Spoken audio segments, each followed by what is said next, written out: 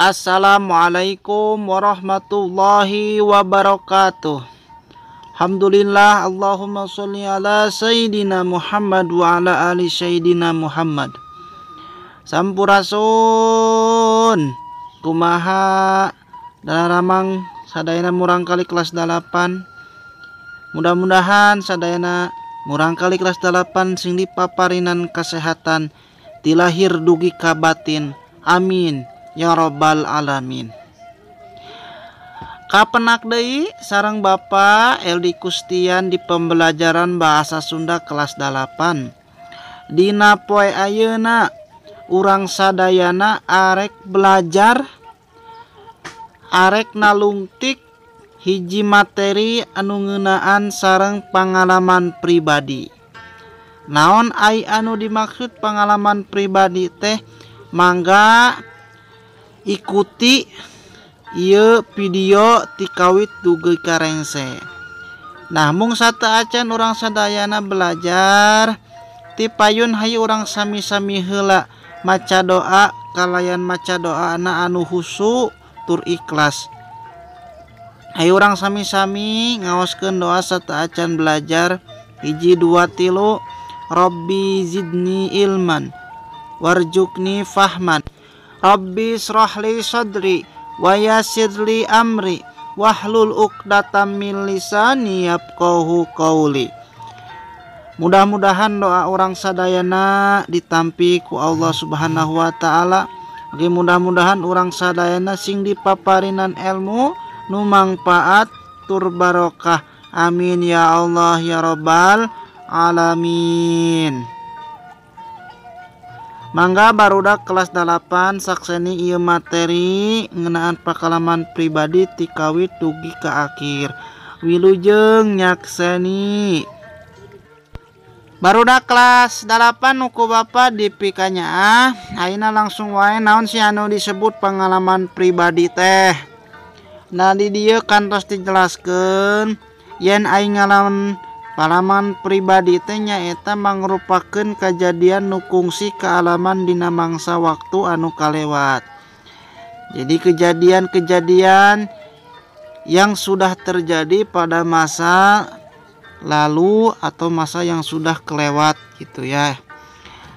Pengalaman pribadi anu mantak nyerut kana hate bisa ditepikeun ku dua cara. Nyaeta cara lisan jeung tulisan. Dina wangun tulisan bisa ditulis dina wangun karangan. Mun dina wangun lisan bisa ditepikeun ngaliwat paguneman, nyarita jeung sajabana. Jadi dina nyampaikeun pengalaman pribadi teh aya dua cara.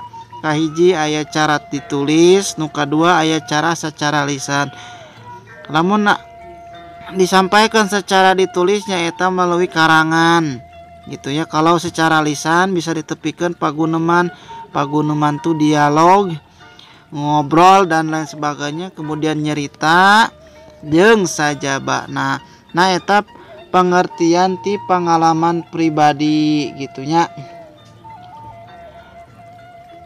Tiasa dipahami pangintennya. Tiasa oge barudak sadayana ningali modulna. Nah barudak kelas 8 satos urang ngartos kana pengertian pengalaman pribadi, tangtosna urang bakal nyusun pengalaman pribadi atanapi nulis pengalaman pribadi. Nah di dijelaskeun kumaha carana nyusun kerangka pengalaman pribadi. Nah nu kahiji tangtosna tangtukeun heula tema jeung rangkai karangana. Tentukeun ya tema naon anu kurang arek ditulis, misalkan pika sediheun, pika bungaheun atawa pika serieun kitu nya.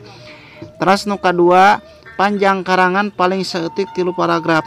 Jadi ulah saeutik teuing nulis pengalaman pribadi mah minimalna nyaeta 3 paragraf. Terus nu katilu nyaeta karangan tulis bisa mangrupa pengalaman pika serieun, tah pika resepeun atawa pika reuwaseun tentang naon wae mangga eta mah. Terus nu kaopat gunakeun ejahan jeung tanda baca dumasar kana aturan basa Sunda anu bener tur merenah. Nah gunakeun ejahana jeung tanda bacana anu merenah kitunya tur bener. Ulah sagawaya ulah sembarangan dina nulis ejahan basa Sunda. Nu kalima nyaeta gunakeun basa Sunda anu lemes tur merenah. Nah dina nulis pengalaman pribadi oge kudu ngagunakeun bahasa anu lemes ulah anu kasar, ulah unyang anjing bugang bagong gitunya. Jadi gunakeun bahasa anu lemes, anu bahasa anu memang merenah gitu. Salajengna aya tulisanna kudu jentre tu rapih. Nah dina nulis pengalaman pribadi ge kudu kaharti ku batur tulisan teh, ulah nepi ka henteu kaharti ku baturnya. Nah salajengna nu terakhir nyata tuliskeun judul pengalaman dumasur kana ejahan anu bener tur merenah.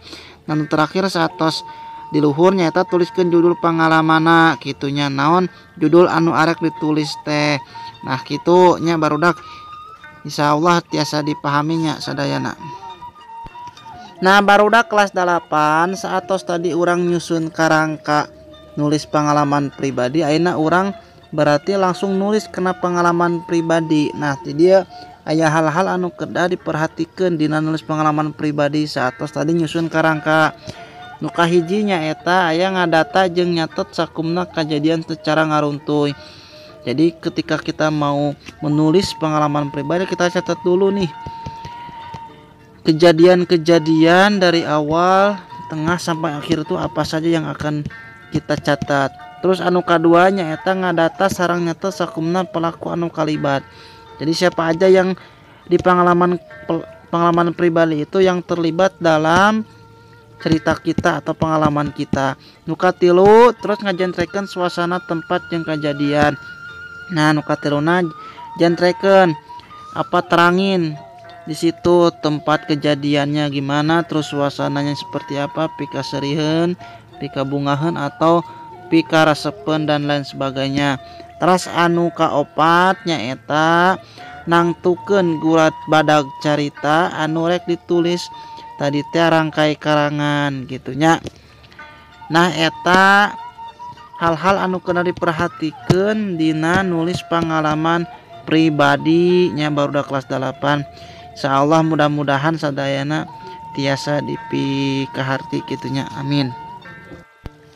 Nah barudak kelas 8 sadayana saatos tadi Bapak ngajelaskeun pengertian terus nyusun karangka terus dina nulis karangan pengalaman pribadi. Nah ayeuna tangtosna saatos nulis berarti kudu macakeun teks pengalaman pribadi.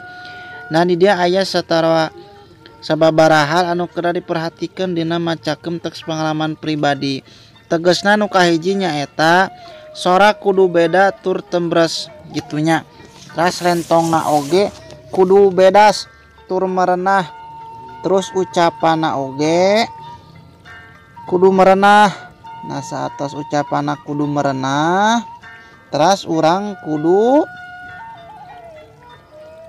sikep jeung pasemon kudu alus. Nah saatos eta manggihan tema pengalaman pribadi anu dibaca. Tas nu terakhirnya eta tangtosna nalika urang maca pengalaman pribadi teh urang kudu maham eusi wacana pengalaman pribadi kalayan bener gitunya. Kahartosnya barudak kelas 8 sadayana saatos barudak tadi memahami materi perkawis pengalaman pribadi, ayeuna aya pancen mandiri atanapi tugas mandiri ti Bapak. Tugasna naon Pak? Tugasna kur hiji nih barudak. Kahiji naon pek hidup damelkeun teks pengalaman pribadi tentang naon wae. Arek pengalaman pikaserieun, pengalaman pibungaheun atawa pikasediheun gitunya.